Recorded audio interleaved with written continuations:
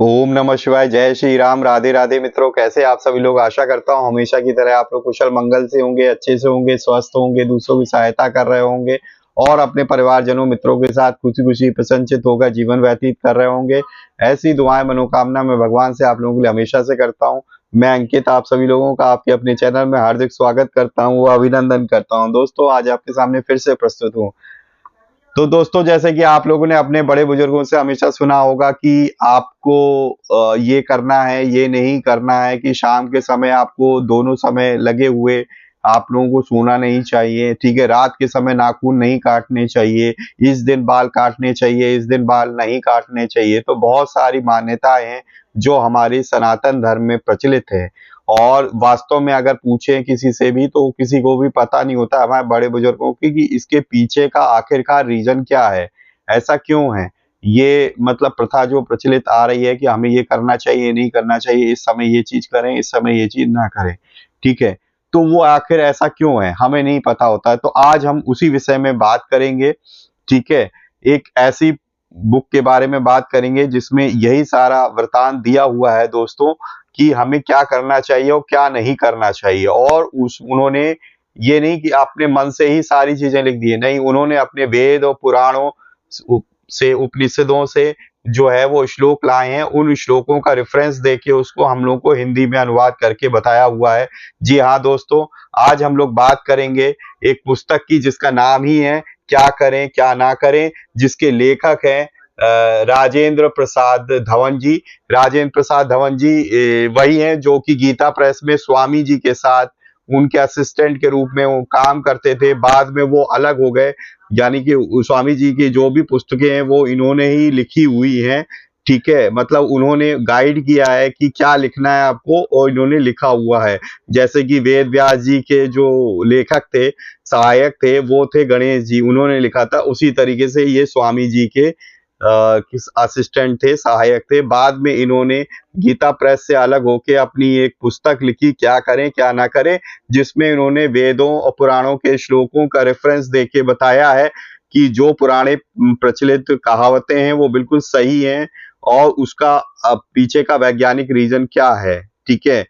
कि अगर हमें कोई चीज करनी नहीं चाहिए तो क्यों नहीं करनी चाहिए, तो उसका श्लोकों के माध्यम से रेफरेंस देके सारी चीजें डिटेल में बताई गई। तो चलिए आज हम इस बुक को देखेंगे, इसका रिव्यू करेंगे, अच्छे से अनबॉक्सिंग करेंगे, क्या है, किस तरीके से सारी चीजें दी गई हैं इसके अंदर। तो चलिए सर्वप्रथम हम लोग क्या करेंगे, हमेशा की तरह हमारे साथ जो है मिलके गणेश जी का आह्वान करेंगे, ठीक है। उसके बाद हम शुरू करेंगे। तो प्रेम से बोलिए जय श्री गणेशाय नमः। वक्रतुंड महाकाय सूर्यकोटि समप्रभा निर्विघ्नं कुरु देव सर्वकार्येषु सर्वदा। जय श्री गणपति बप्पा मोरिया। तुमेव माता च पिता तुमेव बंधु च सखा तुमेव विद्या द्रविणं तुमेव सर्वं मम देवो देवो। जय श्री गणपति बप्पा मोरिया। चलिए शुरू करते हैं। एक बार प्रेम से बोलेंगे दोस्तों, सियावर रामचंद्र की जय। ओम नमः शिवाय, ओम नमो नारायण, ओम नमो भगवते वासुदेवाय। जय श्री राधे कृष्ण, हर हर महादेव। ओम शिव शिव पार्वती माता की जय हो। तो ये है दोस्तों पुस्तक ओम श्री परमात्मने नमः, क्या करें क्या ना करें, आचार संहिता। इसके लेखक हैं श्री राजेंद्र कुमार धवन जी। और यहाँ पे भी आप लोग देख सकते हो कुछ इस तरीके से पीछे से भी दिया हुआ है। यहाँ पे हिंदू, सनातन, बौद्ध, ईसाई और मुस्लिम, ये चार धर्म वर्तमान समय में संसार में मुख्य माने जाते हैं। इन चारों में से एक एक धर्म को मानने वालों की संख्या करोड़ों में है। इनमें बौद्ध, ईसाई और मुस्लिम धर्म को चलाने वाले क्रमशः बुद्ध, ईसा और मोहम्मद माने जाते हैं। ये तीनों ही धर्म अर्वाचीन हैं, परंतु हिंदू धर्म किसी मनुष्य के द्वारा चलाया हुआ नहीं है, अर्थात यह किसी मानवीय बुद्धि की उपज नहीं है। यह तो विभिन्न ऋषियों द्वारा किया गया अन्वेषण है। खोज उसी की होती है जो पहले से ही मौजूद हो। हिंदू धर्म अनादि, अनंत एवं शाश्वत है। जैसे भगवान शाश्वत सनातन है, ऐसे ही हिंदू धर्म भी शाश्वत है। इसीलिए भगवान ने गीता कि 14वें अध्याय के 27वें श्लोक में सनातन हिंदू धर्म को अपना स्वरूप बताया है। जब जब हिंदू धर्म का ह्रास होता है तब तक भगवान अवतार लेकर इसकी स्थापना करते हैं। तात्पर्य है कि भगवान भी इसकी संस्थापना रक्षा करने के लिए अवतार लेते हैं, इसको बनाने के लिए, उत्पन्न करने के लिए नहीं। वास्तव में अन्य सभी धर्म तथा मतांतर भी इसी सनातन धर्म से उत्पन्न हुए हैं। इसलिए उन धर्मों में मनुष्यों के कल्याण के लिए जो साधन बताए गए हैं उनको भी हिंदू धर्म की ही देन मानना चाहिए। अतः उन धर्मों में बताए गए अनुष्ठानों का भी निष्काम भाव से कर्तव्य समझकर पालन किया जाए तो कल्याण होने में संदेह नहीं मानना चाहिए। प्राणी मात्र के कल्याण के लिए जितना गहरा विचार हिंदू धर्म में किया गया है उतना दूसरे धर्मों में नहीं मिलता। हिंदू धर्म के सभी सिद्धांत पूर्णतः वैज्ञानिक और कल्याण करने वाले परम श्रद्धेय स्वामी श्री राम सुखदास जी। और इस पुस्तक का मूल्य है दोस्तों मात्र 100 रुपये। गीता प्रकाशन कार्यालय का ये एड्रेस दिया है दोस्तों। इतनी मोटी पुस्तक आती है। अब चलिए अंदर से देखते हैं। यहाँ पे अयोध्यापति भगवान श्री राम का सुंदर चित्र दिया हुआ है। और देखिए दोस्तों यहाँ पे भी वैसे ही लिखा हुआ है। और देखिए गीता प्रेस में जैसे गणेश जी की वंदना लिखी होती है पहले, वैसे ही दिया हुआ है। ये मैंने भारतब्रिज.com से मंगाई हुई थी दोस्तों। और तो यहाँ पे देख सकते हैं ये गीता प्रकाशन का यहाँ पे दिया हुआ है। और यहाँ पे प्राकथन दिया हुआ है दोस्तों।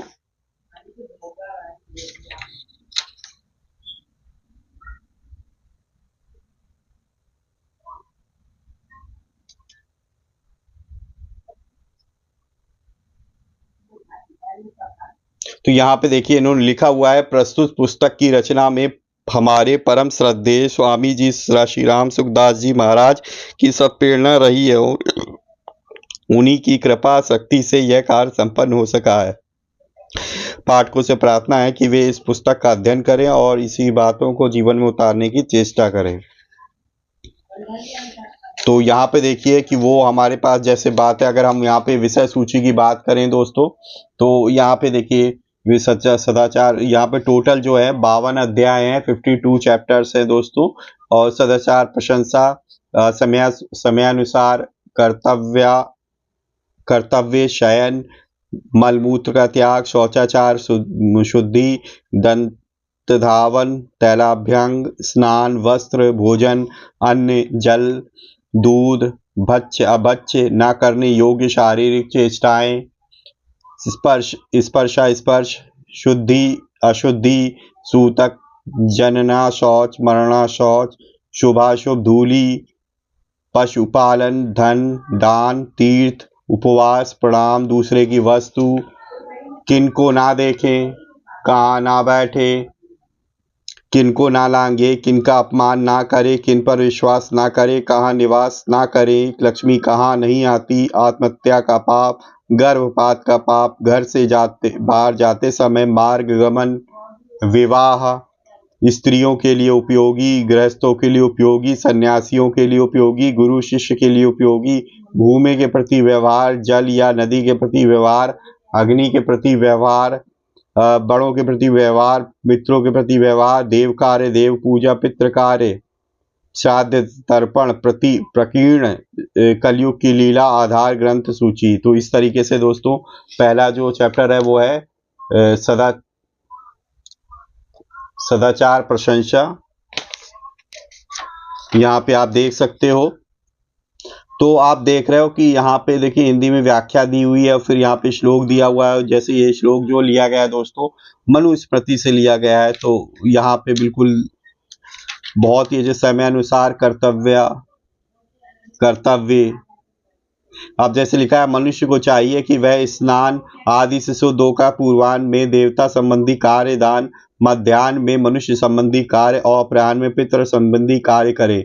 असमय में किया हुआ दान राक्षसों का भाग माना जाता है। तो ये देखिए द्वितीय भाग है, तो यहाँ से इसका रेफरेंस यहाँ पे इस श्लोक में होता है। पहला जो दिया हुआ है उसका रेफरेंस यहाँ से देखिए इस श्लोक से लेकर यहाँ तक दिया हुआ है। तो कहाँ से लिया? विष्णु पुराण से, पद्म पुराण से, महाभारत से।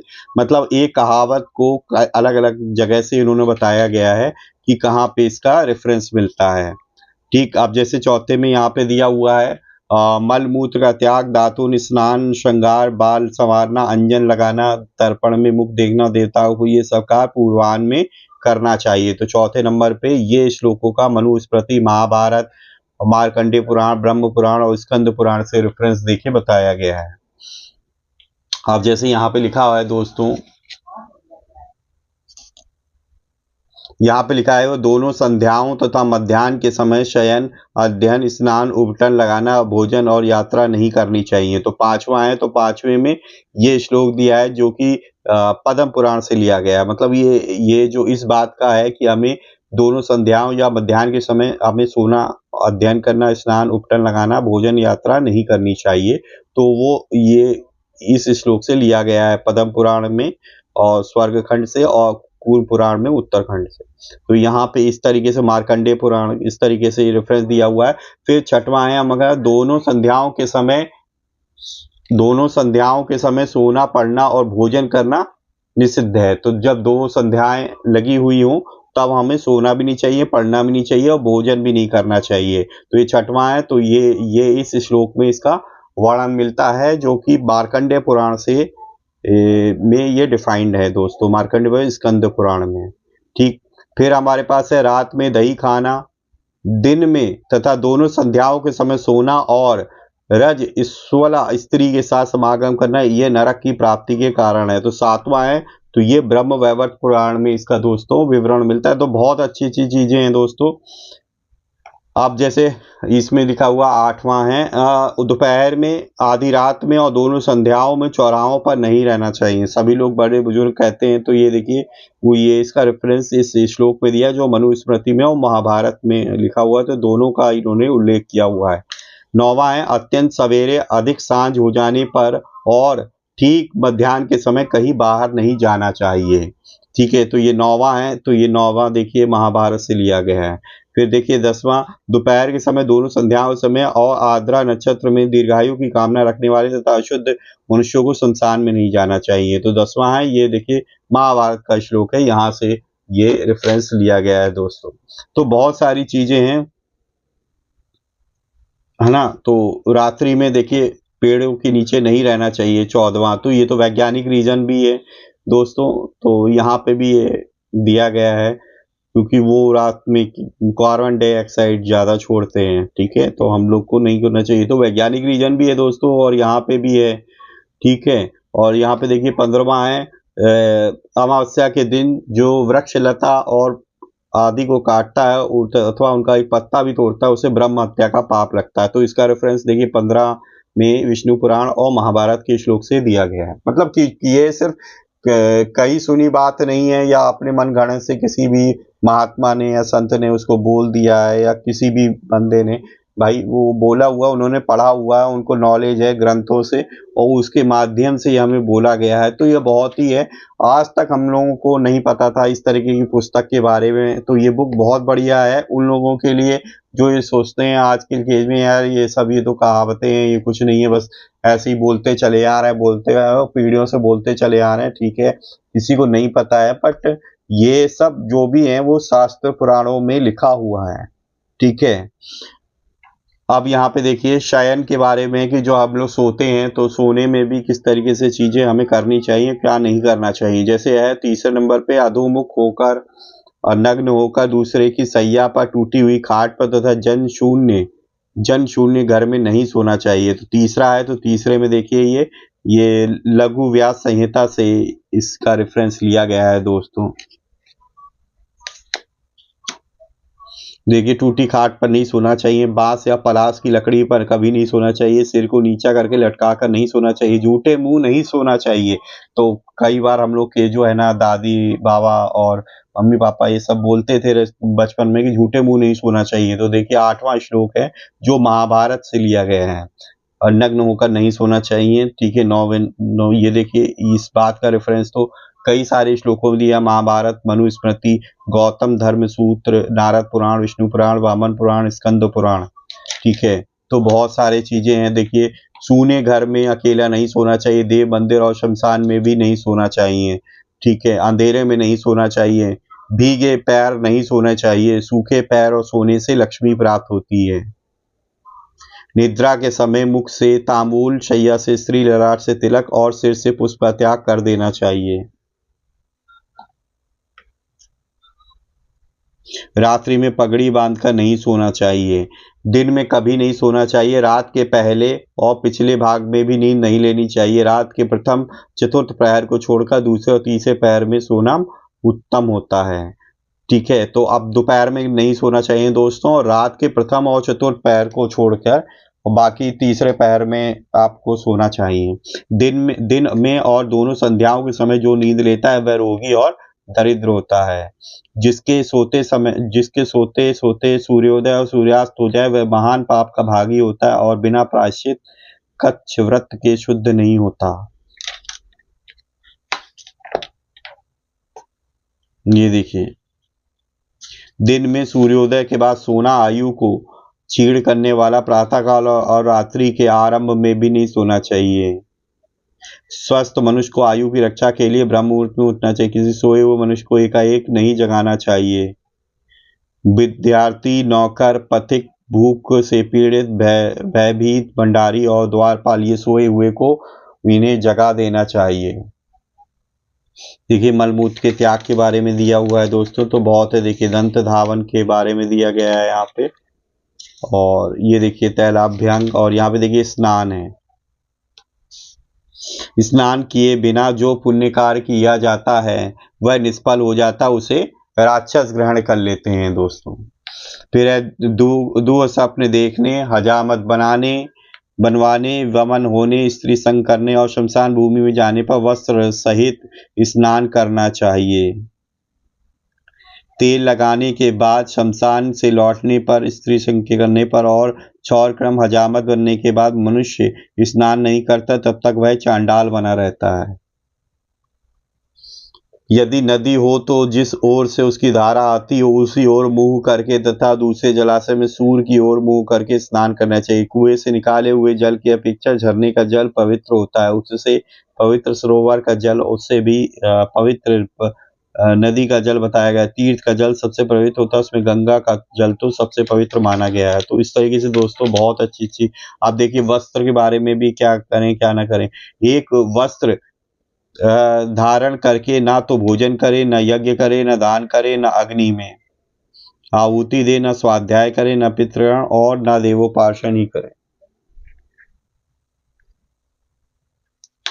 विद्वान पुरुष धोबी के धोए हुए वस्त्र को अशुद्ध मानते हैं। अपने हाथ से पुनः धोने पर ही वस्त्र शुद्ध होता है। जिसकी किनारी या मगजी ना लगी हो ऐसा वस्त्र धारण करने योग्य नहीं होता। पहले के पहने हुए वस्त्र को बिना धोए पुनः नहीं पहनना चाहिए। वस्त्र के ऊपर जल छिड़ककर ही उसे पहनना चाहिए। धन के रहते हुए पुराने और मैले वस्त्र नहीं पहने चाहिए। मनुष्य को देखिए, यहाँ पे लिखा है धन के रहते हुए पुराने और मैले वस्त्र। अगर आपके पास धन नहीं है फिर आप पहन रहे हो तब कोई दिक्कत नहीं, पर अगर आपके पास धन है तब भी आप पुराने और मैले वस्त्र पहने तो ये गलत बात है। मनुष्य को भीगे वस्त्र कभी नहीं पहनने चाहिए। अधिक लाल, रंग बिरंगे, नीले और काले रंग के वस्त्र धारण करना उत्तम नहीं है। तो लाल, रंग बिरंगे, नीले या काले रंग को वर्जित माना गया है। कपड़ों और गहनों को उल्टा करके ना पहने, उनमें कभी उलट फेर नहीं करना चाहिए। अर्थात उत्तरीय वस्त्र को अधो वस्त्र के स्थान में और अधो वस्त्र को उत्तरीय के स्थान में नहीं पहनना चाहिए। दूसरे के पहने हुए कपड़े कभी नहीं पहनने चाहिए। तो इस तरीके से अब भोजन है।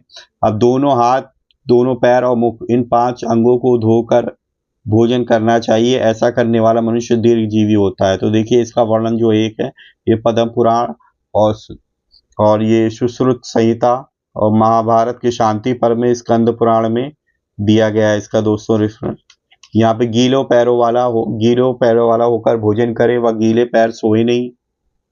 गीले पैरों वाला होकर भोजन करने वाला मनुष्य लंबी आयु को प्राप्त होता है। सूखे पैर और अधेरे भोजन नहीं करना चाहिए। तो बहुत अच्छी बातें लिखी हैं दोस्तों, सब तो मैं नहीं बता सकता हूँ, पर ये बहुत ही बढ़िया पुस्तक है। तो जिससे जो लोग मानते हैं कि नहीं, हम लोग बड़े बुजुर्ग कहते हैं सब ऐसे ही हैं और ये अंधविश्वास वाली बातें हैं, तो अभी इस पुस्तक से उनको पता चलेगा कि अंधविश्वास वाली बातें नहीं है ये सब। देखिए, गर्भपात का पाप, विवाह से रिलेटेड, गृहस्थों के लिए उपयोगी, तो मतलब सारी चीजें जो हैं वो हमारे वेद पुराणों में दी गई हैं और तभी से बताई गई हैं, उसी से ही। जिस कुल में स्त्री के प्रति या स्त्री से पति संतुष्ट रहती है, उस कुल में अवश्य ही सर्वदा कल्याण होता है। मनुष्य को प्रयत्नपूर्वक स्त्री की रक्षा करनी चाहिए। स्त्री की रक्षा उन्हें संतान, आचरण, कुल, आत्मा और धर्म सबकी रक्षा होती है।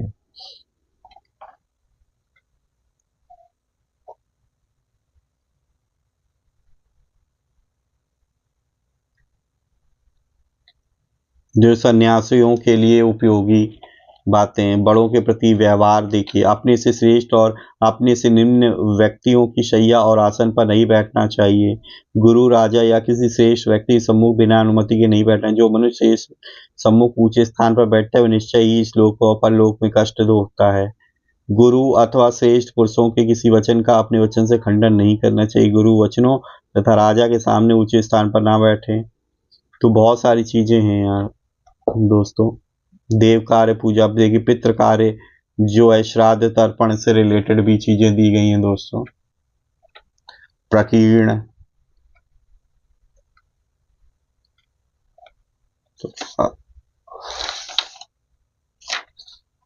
तो देखिए दोस्तों, इसमें 252 है, 53, 54, ठीक है। तो यहाँ पे 3-4 पन्ने और मान लीजिए, तो 256 पृष्ठ हैं इसके अंदर। और यहाँ पे देख लीजिए कुछ और पुस्तकों के बारे में डिटेल दी हुई है, जो कि आधार ग्रंथ सूची है, जो कि गीता प्रकाशन से, ये गीता प्रकाशन अलग है और गीता प्रेस अलग है दोस्तों। तो